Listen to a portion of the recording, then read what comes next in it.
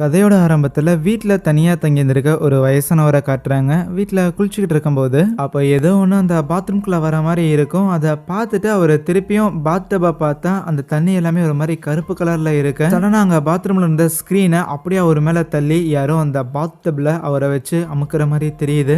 அப்படியே கட் பண்ணா கொஞ்ச நாள் கழிச்சு வயலின் கிளாஸ்லாம் முடிச்சுக்கிட்டு அந்த பிளாக் கலர் ஹேர் வச்சிருந்திருக்கால, அவ தான் அந்த தாத்தாவோட பேத்தியா இருக்கும். அவ பேரு அலிசா. கூட அந்த பிளாண்ட் ஹேர் வச்ச பொண்ணு இருக்கிறால, அவ அலிசாவோட ஃப்ரெண்ட். அவ பேரு ஸ்டெஃப்னி. சின்ன வயசுல இருந்தே அலிசாவோட தாத்தா தான் அலிசாவை வளர்த்திருந்திருப்பாங்க. அதனாலே அவங்க தாத்தாவோட இந்த இழப்புங்கிறது அவளை கொஞ்சம் நல்லாவே பாதிச்சிருந்திருக்கு. இப்போதைக்கு அலிசாவோட தாத்தா இறந்து போன காரணத்தால அவர் இருக்கிற வீடுங்கிறது அலிசாவோட பேருக்கு மாறி இருந்திருக்கும். இப்போதைக்கு அந்த வீட்டை யாருமே பயன்படுத்துறது இல்ல.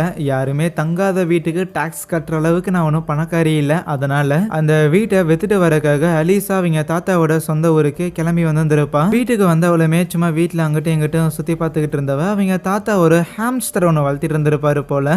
இவ்வளவு நாளும் அங்கே யாரும் பார்த்துக்கிறதுக்கு இல்லைனாலும் அந்த ஹாம்ஸ்டர் உயிரோட தான் இருந்திருக்கும். சும்மா அது கூட விளையாண்டுட்டு அதை வெளியில விடும்போது அங்க அவங்க தாத்தா கூட எடுத்துக்கிட்டு சில போட்டோஸ்லாம் இருக்கும். அதையெல்லாம் பார்த்து கொஞ்சம் ஃபீல் பண்ணவளுமே அதுக்கப்புறம் நைட்டு போய் பெட்ல படுத்து தூங்கிக்கிட்டு இருப்பாளாம். இவன் நல்லா ஆழ்ந்து தூங்கிக்கிட்டு இருக்கும்போது அப்போ கதவுங்கிறது மெதுவா நீக்க ஆரம்பிக்க, தூங்கிக்கிட்டு இருந்த அலிசாக்கு அந்த கதவோட சத்தம் கேட்டோன்னே அவ கண் விழிச்சிருவா. வெளியில ஏதோ பூனை கத்துற மாதிரியான சத்தமும் கேட்கும். பிளஸ் கதவு வேற நீக்கி இருந்திருக்குல, அதனால யாராவது உள்ள கீது வந்துட்டாங்களான்னு அவளுமே மொபைல்ல பிளாஷ் அடிச்சுட்டு மேல இருந்து கீழே இறங்கி வருவா. அப்போ கிச்சன்ல இருக்கிற ஃப்ரிட்ஜுங்கிறது நீக்கி இருந்திருக்கும். அந்த ஃப்ரிட்ஜுக்குள்ள ஏகப்பட்ட கெட்டு போன சாப்பாடுகள்லாம் அப்படியே இருக்குமா. ஓகே, இதை இது சாப்பிட்றதுக்கு ஏதாவது பூனை வந்திருக்குமோன்னு யோசிச்சாலும் அடுத்த நாள் காலையில வீடு வேற இவ்வளவு அலங்கோலமா இருக்குது. பிளஸ் வீடை வேற சேல் பண்ணியாகணும். அதனால வீட்டில் இருக்கிற எல்லாத்தையுமே கிளீன் பண்ண ஆரம்பிக்கிறேன். வீடு முழுக்க தொலைச்சிட்டு அப்படியே வேக்கம் கிளீனரை வச்செல்லாம் கிளீன் பண்ணிட்டு இருக்கும்போது அந்த மிஷின் வந்து ஒர்க் ஆகாம போகுது. ஆனா அப்போ வீட்டுக்குள்ள ஒரு பெல் மாதிரி ஒன்று வச்சிருந்துருப்பாங்க. லைக் மேல இருந்துட்டு கீழே இருக்கிறவங்களை கூப்பிடணும் அப்படின்னா அதுல சவுண்ட் எழுப்புற மாதிரி அதுல இருந்து சத்தம் வந்துகிட்டு இருக்கும்.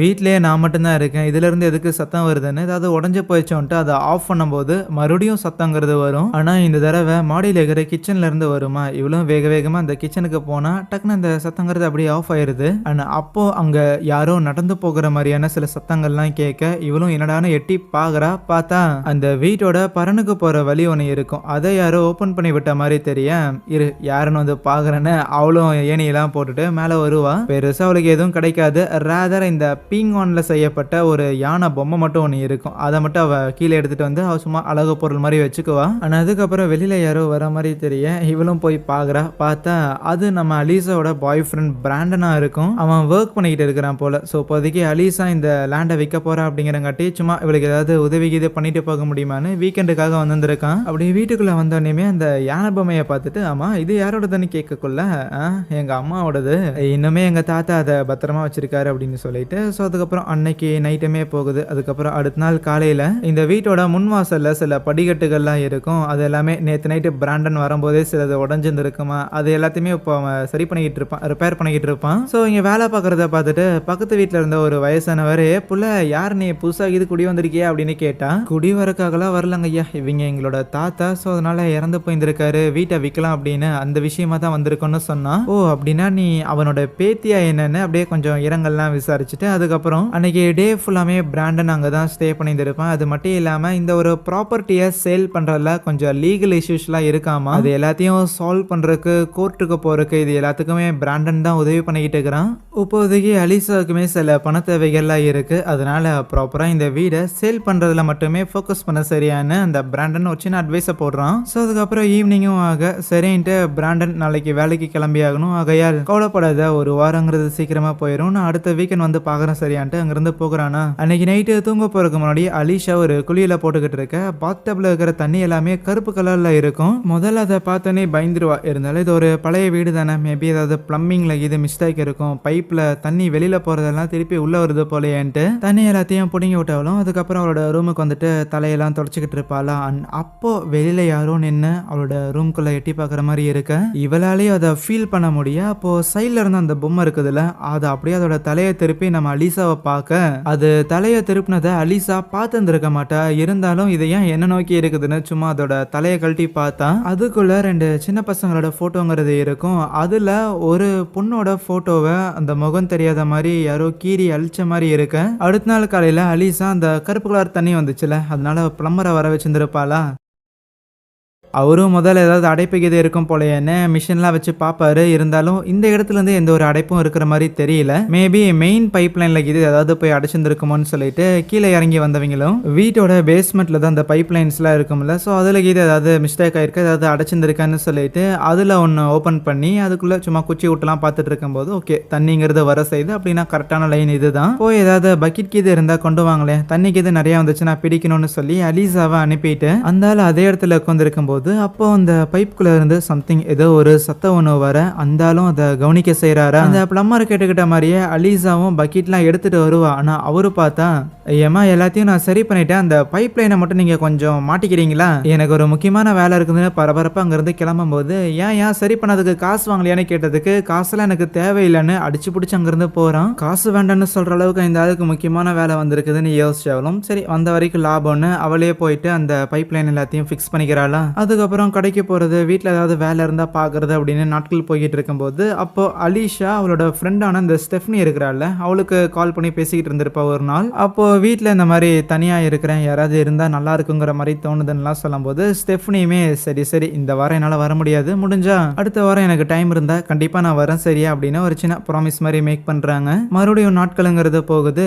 வீக்கெண்ட் டைம்ல வெளியில கூட்டிகிட்டு இருக்கும்போது அங்க பிராண்டன் வீட்டுக்கு வந்திருப்பான். ஆனா வீட்டுக்கு வந்தவன் வெளியில யாருக்கிட்டையும் நின்று பேசிக்கிட்டு இருக்கேன், எங்க தாத்தாவோட ஊர்ல எனக்கே யாரையும் தெரியாது, இவன் யாருக்கிட்ட நின்று பேசிட்டு இருக்கிறாங்க மாதிரி தான் அலிஷாவோட ரியாக்ஷன் இருக்கு. அதுக்கப்புறம் தான் பிராண்டன் வந்துட்டு சொல்லுவான், இந்த மாதிரி நான் பக்கத்து வீட்டுக்காரங்களெல்லாம் இன்வைட் பண்ணியிருந்திருக்கேன், ஸோ இன்னைக்கு ஒரு சின்ன பார்ட்டி மாதிரி நடக்க போகுதுன்னு. அலிஷாக்கே அந்த விஷயங்கிறது இப்போதான் தெரிய வருது. இருந்தாலும் நைட் டைம்ல ஆளுங்கெல்லாம் வீட்டுக்கு வந்திருக்காங்க அப்படிங்கிறது அவளுக்கு ஒரு மாதிரி கம்ஃபர்ட்டா இருக்கும். அந்த பக்கத்து வீட்டுக்காரர் அந்த வயசானவர் இருந்தார்ல, அவருமே அங்க வந்திருப்பாரா. அவர்கிட்ட நம்ம அலிஷா போய் கொஞ்சம் பேசும்போது அவரும் வயசானவர் சாகர தருவாயில தான் இருக்கிறாரு. அது மட்டும் இல்லாம இப்போதான் ரீசெண்டா பக்கத்து வீட்டில் இருந்த நம்ம அலிஷாவோட தாத்தா தன்னோட நண்பன் அவனையுமே இழந்திருக்கிற காரணத்தால மனுஷன் வாழ்க்கையை பத்தின பாடங்கள்லாம் நம்ம அலிஷாக்கு எடுத்துக்கிட்டு இருப்பான். இந்த மாதிரி நம்ம அலிஷாவோட தாத்தா ஏதோ ஹார்ட் அட்டாக்கால தான் இறந்துருக்காங்க அப்படின்னு டாக்டர் சொல்லியிருந்திருக்காங்களாமா. ஸோ ஒரு ஹார்ட் வந்து அதோட வேலையை நிறுத்தும் போது நம்ம இறந்து போகிறோம் அப்படின்னா வாழ்க்கையிலையுமே நாமளும் இறுதி வரைக்கும் ஏதோ ஒரு வேலையை தொடர்ந்து பண்ணிகிட்டே தான் இருக்கணும். நமக்கான ரிட்டையர்மெண்ட் அப்படிங்கிறது அது இறப்பாக தான் இருக்கணுமே தவிர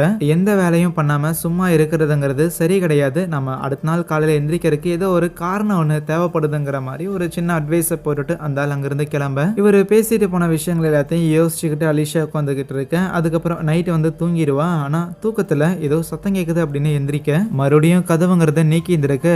பிராண்டன் தான் வெளியில போயிருந்திருக்கானு திரும்பி பார்த்தா இல்ல, பிராண்டன் பெட்ல தான் இருக்கிறான். சரின்னு எந்திரிச்சு இவ்வளவு வெளியில வரும்போது ரூமுக்கு வெளியில ஒரு பால் மாதிரி ஒன்று உருண்டு போகுமா.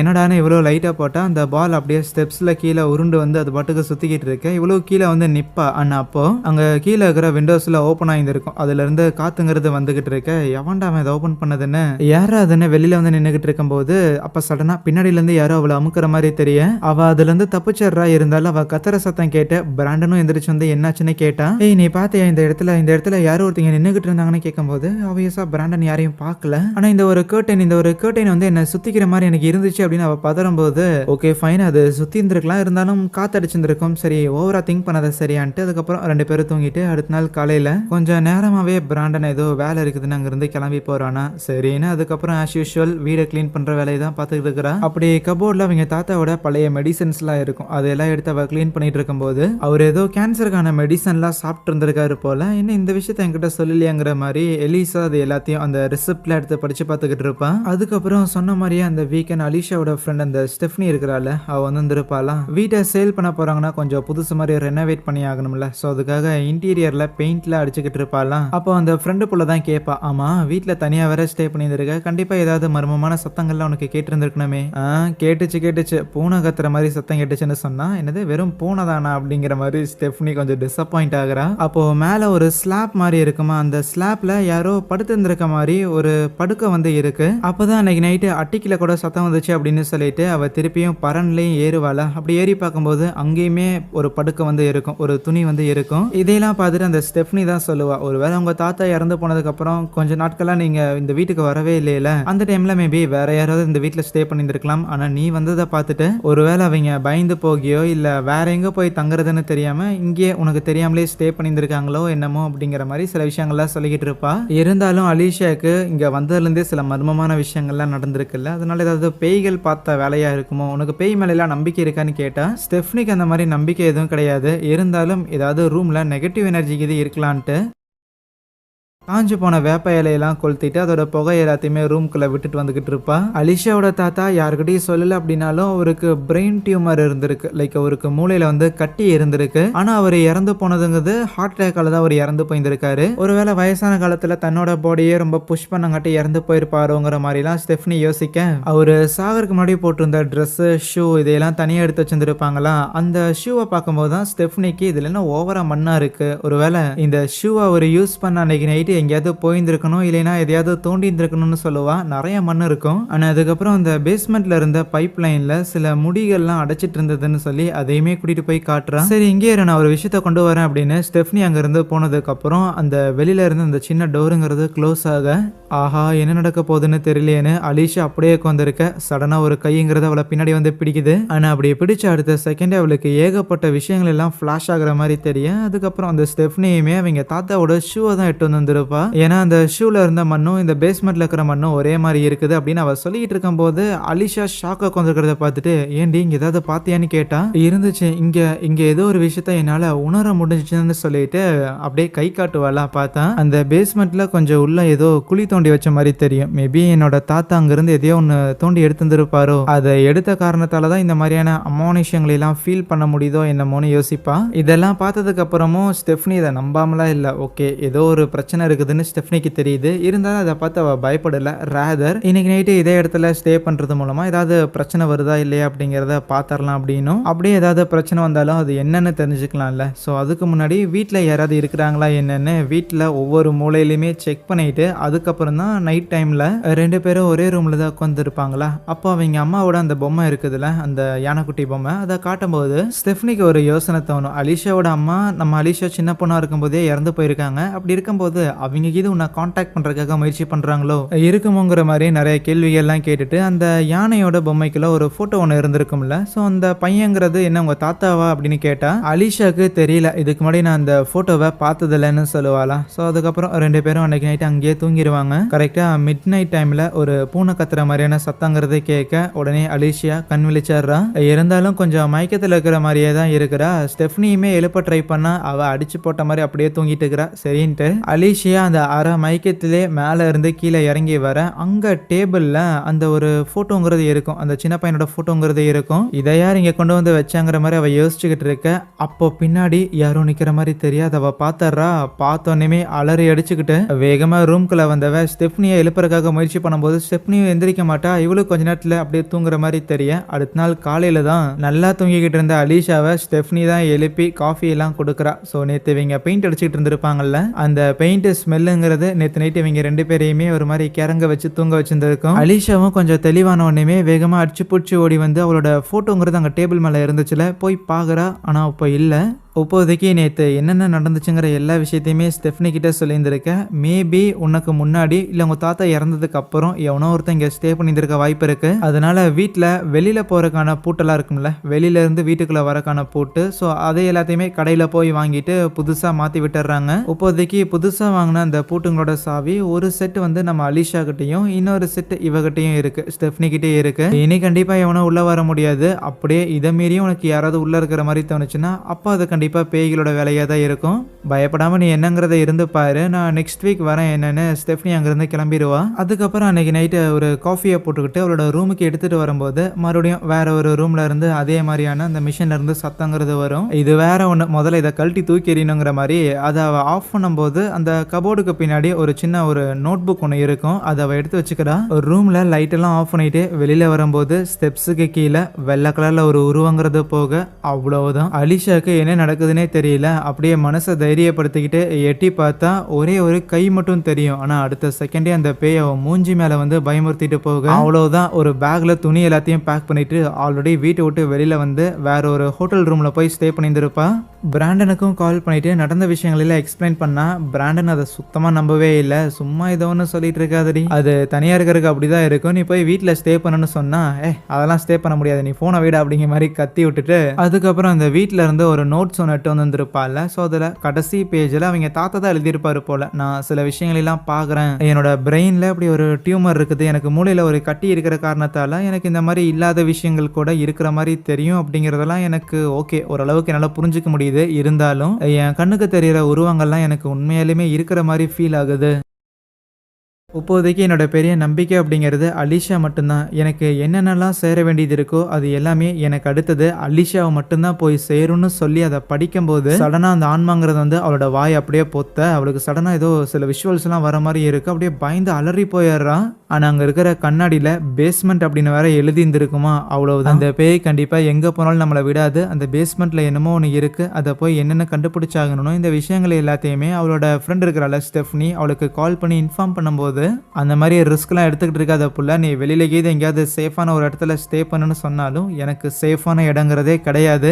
என்ன நடந்ததுங்கிற விஷயத்த நான் தெரிஞ்சுக்கிட்டா மட்டும்தான். எங்க தாத்தா அந்த பேஸ்மெண்ட்ல எதையோ கண்டுபிடிக்க போய் அதுக்கப்புறம் தான் அவர் இறந்துருக்காரு. ஸோ என்ன நடந்துங்கிறத நான் தெரிஞ்சுக்கிட்டே ஆகணுங்கிறது என்னோட கடமைங்கிற மாதிரி சொல்லிட்டு அன்னைக்கு நைட்டு ஃபுல்லாவுமே வெளியில ரோட்லயே தான் தூங்கியிருந்திருப்பான். காலையில ஆனோன்னையுமே வேக வேகமா ட்ராலிலாம் இழுத்துக்கிட்டு திருப்பி வீட்டுக்கு வந்துகிட்டு இருக்கேன். அப்போ அங்க செவுத்துல ஏதோ ஒரு லேடி காணாம போயிட்டாங்கன்னு ஒரு மிஸ்ஸிங் போஸ்டர் இருக்கிறத கவனிக்கிறா. ஒருவேளை இந்த லேடி காணாம போனதுக்கு ஏதாவது சம்மந்த கீது இருக்குமான்னு யோசிச்சுட்டு அந்த போஸ்டரை எடுத்து வச்சுக்கிட்டவளும் இப்போதைக்கு வீட்டுக்கு போயிட்டு அதுல பேஸ்மெண்ட்ங்கிற மாதிரி தானே கன்னடையில எழுதி இருந்துச்சு. ஸோ அதனால பேஸ்மெண்ட்ல என்ன இருக்குதுங்கிறத போய் இன்னைக்கு தோண்டி பார்த்துட வேண்டியதானே. மண்வெட்டிலாம் எடுத்துக்கிட்டு அவ பேஸ்மெண்ட்டுக்குள்ள போவா. ஆனா அவ உள்ள வரதை பார்த்தோன்னே உள்ள கொண்டு இருந்த ஏதோ ஒரு ஆள் அடிச்சு பிடிச்சி அங்கிருந்து ஓட, இவ தான் பூட்டு எல்லாத்தையுமே நேற்று மாத்தி இருந்திருக்கால. ஸோ அதனால தான் அந்த ஆள் பேஸ்மெண்ட்ல வந்திருக்கான் போல. டே எவன்டா நீ நில்றா அப்படின்ட்டு இவளும் பின்னாடியே ஃபாலோ பண்ணிட்டு போவாளாம். ஆனா அவன் புயல் வேகத்துல சந்து பொந்துக்குள்ளெல்லாம் போந்து சம்திங் ஏதோ காட்டுக்குள்ளெல்லாம் போய் அவ்வளோதான் எஸ்கேப் ஆயிடுறான். சே பாடிஸோட எஸ்கேப் ஆயிட்டான் அப்படின்னு அலிஷா கடுப்புல இருக்க, அப்போ பின்னாடி வந்தவன் அப்படியே அலிஷாவை தரையில அமுக்கி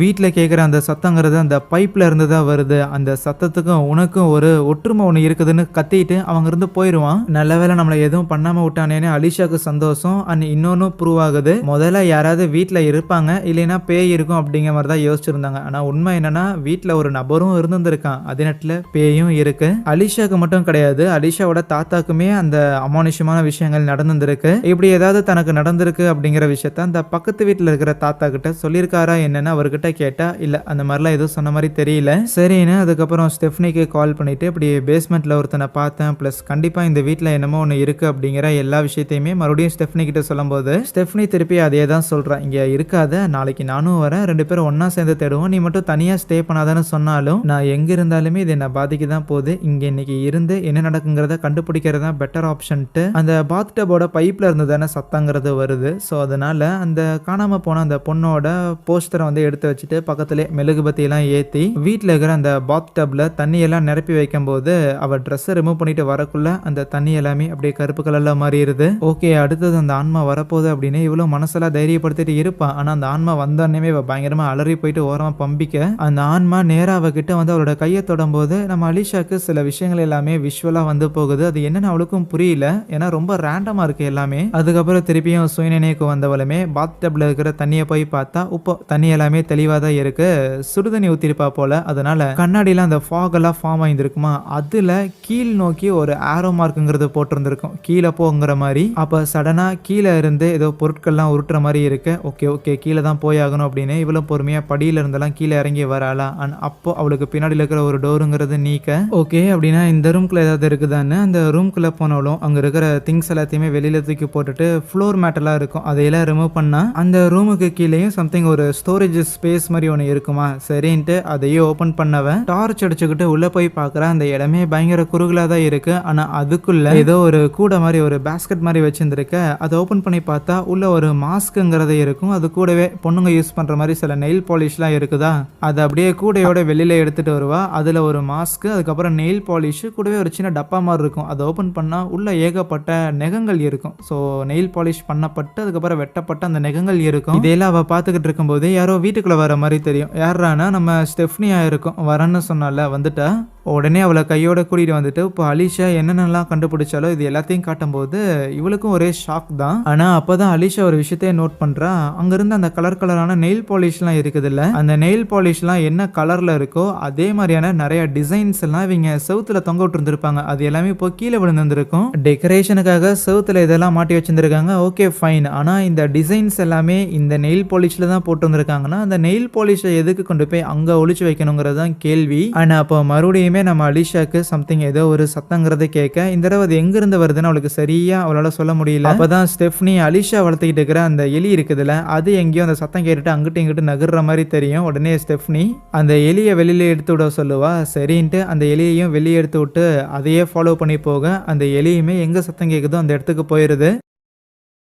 அப்படியே அந்த மாஸ்கை எங்கே எடுத்தாலோ அதே இடத்துக்கு தான் அந்த எலி போயிருந்திருக்கும். ஆனால் இந்த தடவை அந்த மாஸ்கை எடுத்த இடத்துக்கு இல்லாமல் ஆப்போசிட்டில் அந்த செவரை நோக்கி போகிற மாதிரி அப்படியே நம்ம அலிஷா மேலேயே ஊர்ந்துகிட்டு இருக்கேன். இவளுக்கும் சந்தேகம் வந்து அந்த செவத்தை தொட்டு பார்க்குறா. அந்த செவரு மரக்கட்டையால் செஞ்சது கிடையாது, அது ஏதோ பேப்பரால் செஞ்ச மாதிரி இருக்கு. உடனே ஒரு சுத்தியில எடுத்துட்டு வந்து உடைச்சு பார்க்குறாங்க. எஸ், அதுக்கு பின்னாடிலேயும் ஒரு சீக்கிரட்டான ஒரு டோருங்கிறது இருக்கு.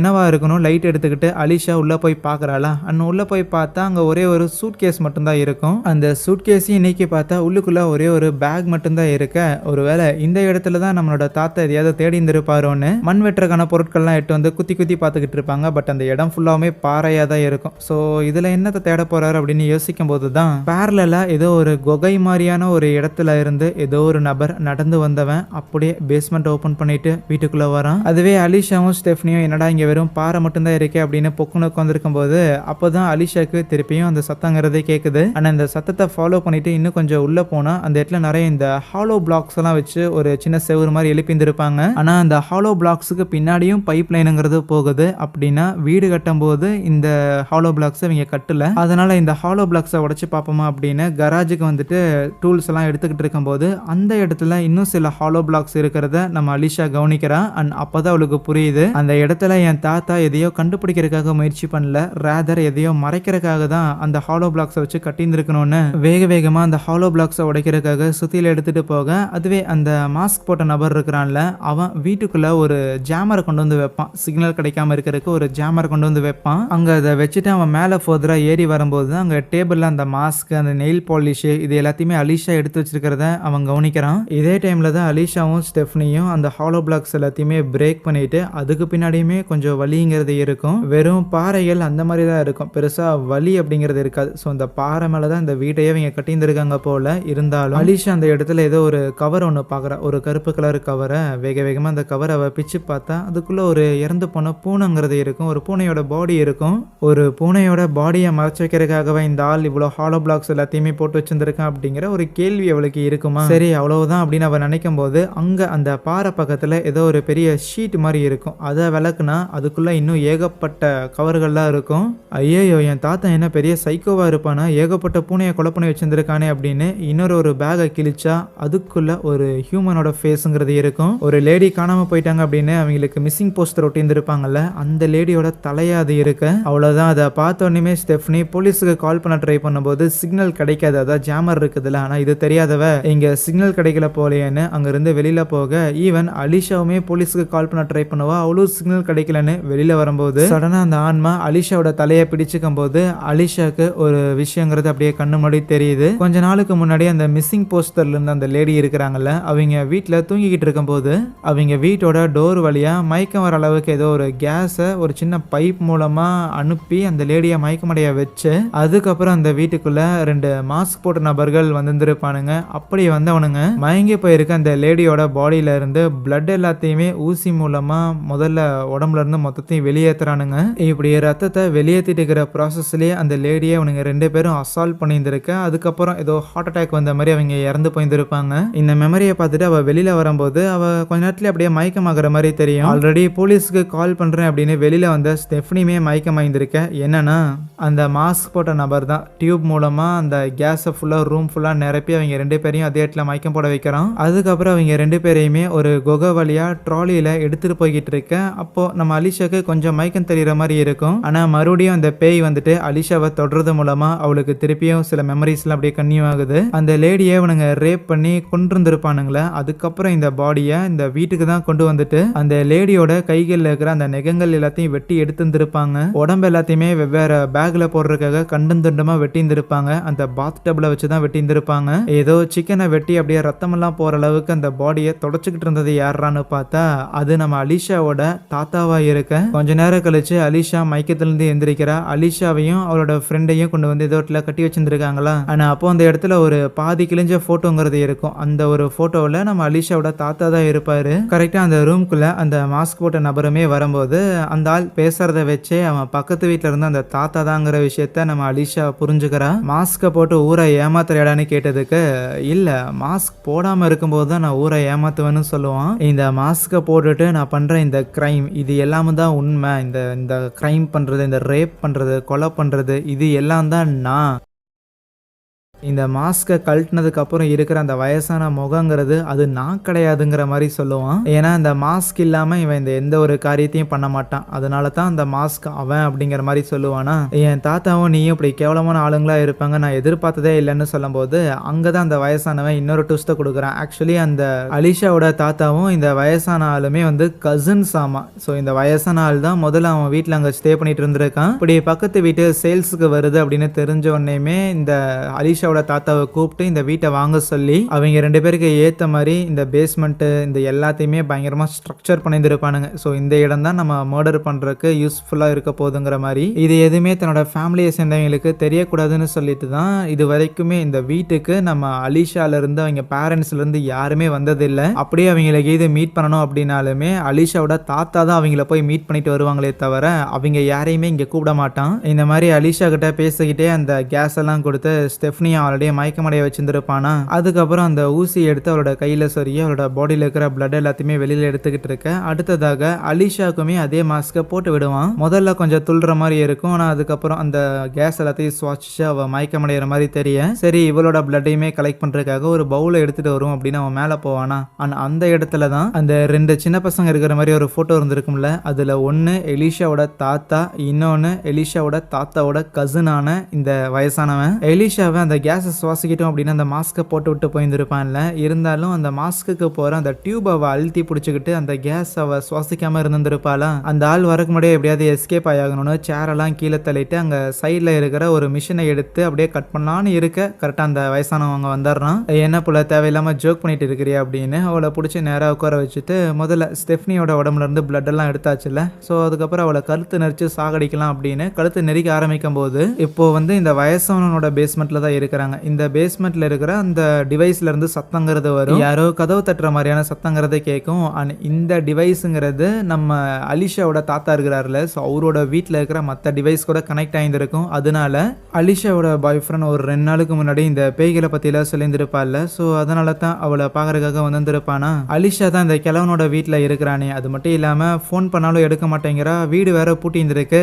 ஃபோன் பண்ணா ரிங்குங்கிறது வீட்டுக்குள்ள இருந்து வர ஆபத்துக்கு பாபம் இல்லைன்னு ஜன்னலை உடைச்சுக்கிட்டு அவன் வீட்டுக்குள்ள இறங்கிடுறானா. அவன் வீட்டுக்குள்ள போயிட்டாங்கிறதையுமே அந்த சத்தத்து மூலமா தெரிஞ்சுக்கிட்டு அந்த வயசானவனும் வேக வேகமா அவனோட வீட்டுல இருந்து எதுவுமே தெரியாத பப்பா மாதிரி மூஞ்சியை வச்சுக்கிட்டு அப்படியே அந்த அலிஷாவோட வீட்டுக்கு வருவானா. பிராண்டன் கிட்டையுமே இந்த மாதிரி என்ன தம்பி அந்த அலிஷா புள்ளக்கு இது உங்க கூட தான் இருக்கிறாளா அப்படிங்கிற மாதிரி இன்னசென்ட்டா பேசிக்கிட்டு இருப்பாரு. இல்லையே இங்க தானே இருந்தானே கேட்டா இங்க இருந்தாளா இல்ல ஒரு 2 நாளாவே அவ வீட்லயே ஆளை காணோம், நானும் எங்க போனான்னு தெரியலையேன்னு யோசிச்சுக்கிட்டே இருந்தேன் அப்படிங்கிற மாதிரிலாம் பேசிட்டு பிராண்டன் கவனிக்காத நேரத்துல அவன் வயிற்றுலயே கத்திய வச்சு இறக்கிடுறான். ஸோ அவ்வளோதான் மொத்தமாக ப்ளீட் ஆகி அதே இடத்துல பிராண்டன் மயங்கி போக இங்கே அலிஷாவும் கட்டவிழ்க்கிறதுக்காக எவ்வளவோ முயற்சி பண்ண கட்டவிழ்க்கிறதுக்கு பதிலாக அந்த ஆம்ரஸ்டையே கையோட உடைச்சிருவா. உடன் சேரா இருக்கும் போல. அதுவே பிராண்டனை போட்டு தள்ள அந்த வயசானவனும் இப்போ அலிஷாவோட தாத்தா வீட்டில் தானே இருக்கிறான். அங்கே தான் அந்த பேஸ்மெண்ட்ல அந்த குகை மாதிரி இருக்கு போல. அந்த குகை வழியா நேராக அவனோட பேஸ்மெண்ட்டுக்கு வருவானா. அங்கே வந்தா நம்ம அலிஷா இன்னும் அதே இடத்துல தான் உட்காந்துருப்பா சேர்ல மயங்கிட்டா போல. போட்டு தள்ளிடலான்னு கிட்ட போகும்போது அப்படியே எந்திரிச்சவ அந்த டியூபை எடுத்து அந்த ஆளோட கழுத்துல சுத்தி நெரிச்சு சாகடிக்கிறதுக்கு ட்ரை பண்ணும்போது அங்க இருக்கிற ஒரு மிஷினை எடுத்துட்டு அந்த ஆளுமே உயிருக்கு போராடுறதுக்காக எவ்வளவோ ட்ரை பண்ணா. ஸ்டெஃப்னிக்குமே மயக்க தெளிஞ்சிருக்கும். கண் விழிச்ச உடனேமே அந்த மிஷினோட ஒயருங்கிறது பிளக் பாயிண்ட்ல கனெக்ட் ஆயிருக்கும்ல. வாயால கடிச்சு அந்த பிளக் பாயிண்ட்ல இருந்து ஒயரை பிடுங்குறா. அவ்வளவுதான் பயங்கர வெறியில அங்க அலிஷா அப்படியே அந்த ஆளோட கழுத்தை நெரிச்சு அதே இடத்துல சாகடிக்க கடைசியா அலிஷாவோட தாத்தாவும் இந்த வயசானவனும் அந்த காணாம போன அந்த லேடியை தான் போட்டு தலைந்து இருப்பாங்க போல. இப்போ இந்த ஆள் இறந்து போனங்காட்டி அந்த லேடியுமே அந்த இடத்துல அந்த ஆண் ஆன்மா அங்கிருந்து சாந்தி அடையறதுக்காக கிளம்ப அப்படியே சீன் கட் ஆகுது. ஒரு கடற்கரையோர உட்காந்துக்கிட்டு தன்னோட பாய் ஃப்ரெண்டே இழந்தாச்சு. இப்படி தாத்தாவுமே மோசமான ஒரு ஆள்னு தெரிய வந்தோடனே அவளுக்கு பயங்கர கஷ்டமா தான் இருக்கு. இருந்தாலும் இதை பத்தி எல்லாம் ஸ்டெஃப்னி கிட்ட பேசிட்டு உட்காந்துருக்கும் போது கடைசியா அவங்க தாத்தா ஒரு லேடியை கொலை பண்ணியிருப்பாங்கல்ல. ஸோ அந்த லேடியோட ஃபேமிலியை கண்டுபிடிச்சு முதல்ல இந்த வீட்டை சேல் பண்ணா அந்த காசுல கண்டிப்பா அவங்களுக்கும் பாதி அமௌண்ட்டை வந்து கொடுத்தாகணும் அப்படிங்கிற மாதிரி அலிஷா நினைப்பாலாம். அதுக்கு ஸ்டெஃப்னி அந்த ஒரு வீட்டால எந்த ஒரு நல்லதுமே நடந்த மாதிரி எனக்கு தெரியலன்னு சொல்லக்குள்ள இல்ல ஒரே ஒரு நல்லது மட்டும் நடந்திருக்கு. இவ்வளவு மோசமான என்னோட தாத்தா அங்கதானே இறந்திருக்காரு அப்படின்னு அலிஷா சொல்ற மாதிரி இருக்க அங்கே இந்த ஒரு படத்தையும் முடிக்கிறாங்க. எனிவேஸ் மக்களே, கண்டிப்பா படம் பயங்கர இன்ட்ரெஸ்டிங்கா இருந்திருக்கும்னு நினைக்கிறேன். இந்த படம் உங்களுக்கு பிடிச்சிருந்துச்சு அப்படின்னா மறக்காம இந்த படத்தை பத்தின கருத்துக்களை கமெண்ட்லயும் பிளஸ் வீடியோ பிடிச்சிருந்துச்சுங்கிற பட்சத்தில் வீடியோக்கு ஒரு லைக்கையும் இதே மாதிரியான இன்னும் நிறைய இன்ட்ரெஸ்டிங்கான கதைகளையும் படங்களையும் தொடர்ந்து பார்க்கறதுக்காக சேனலையுமே சப்ஸ்கிரைப் பண்ணி வச்சுக்கோங்க. So thank you.